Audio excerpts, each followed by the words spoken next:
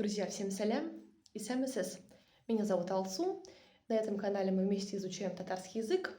И в сегодняшнем видео хотелось бы рассмотреть новую тему, а именно отрицание глагола в настоящем времени. То есть я не иду, не покупаю, не помогаю и так далее. Обратите внимание, что все эти форматы пойдут именно от повелительной формы глагола.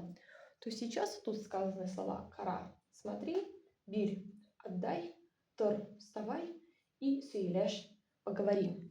Если эта тема кажется для вас новой, незнакомой, или вы не слишком уверены в своих знаниях касательно этой темы, то видеоролик на эту тему уже есть на канале. Итак, работаем с данными основами, но добавляем окончание «мыем» для твердых слов и «мим» для мягких слов. Слово «кара» – твердое слово, поэтому к нему пойдет окончание «мыем». «Кара мыем» – не смотрю.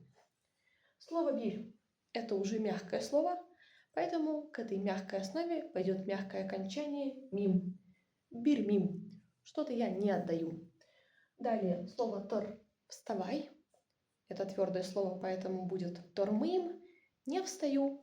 Ну и крайнее слово «сөйлеш» – «поговори». «Не разговариваю» будет «сөйлеш мим». Друзья, конечно, сегодняшняя тема была рассмотрена только в общих чертах. Приглашаю всех желающих на обучение. Сейчас в сентябре доступны два формата. Первый – это онлайн-уроки, в которых мы непосредственно работаем со мной.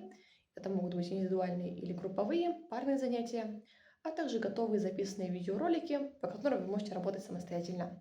Мой номер на экране. Всех жду.